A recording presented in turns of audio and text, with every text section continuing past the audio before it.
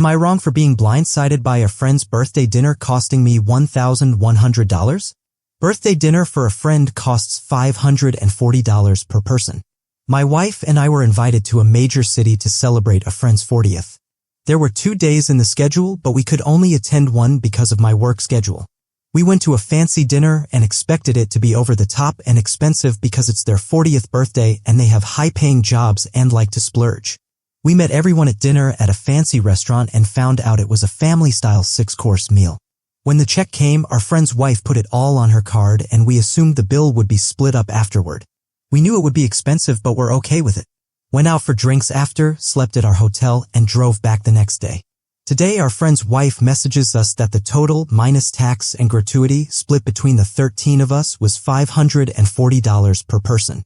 We figured on the high end, we'd spend maybe half that for both of us. We really thought more like $300 total for both of us based on the quality of the food. I'm pretty offended that it wasn't communicated ahead of time that this meal was going to be a freaking mortgage payment. What do I do here? Edit 1.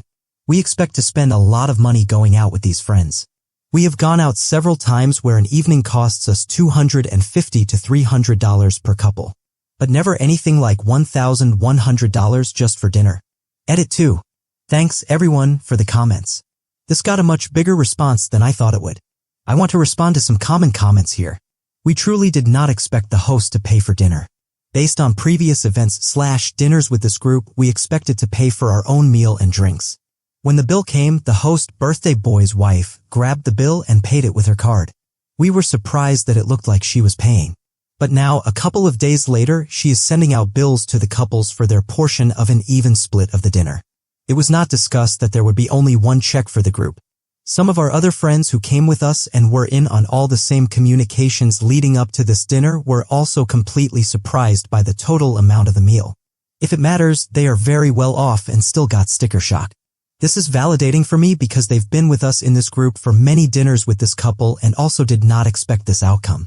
They got a bill for both nights that totaled just shy of $2,000 for food and drinks on tabs that were paid at the time by the host couple. For those saying we should have asked ahead of time, I guess this is where I get hung up. We were anticipating a range based on many meals with this group, including birthday dinners. Why would we reach out to the host and ask, this isn't going to cost us more than $1,000, is it? When every past experience was substantially lower, 60 to 70% less. We haven't asked for an itemized receipt yet but looked up the cost of the family-style dinner per person. Based on what we ate/drank, our total would come to right around $700. To be honest, I would have been surprised by that amount, but we're being asked to pay $400 more than that, and I think, as many have pointed out, we are getting charged for others' wine choices. We will either just send that amount or ask for an itemized receipt, as many have recommended. I believe our next course is, as many have recommended, to pay for what we had and distance ourselves from these people or just never accept another invitation. Edit 3.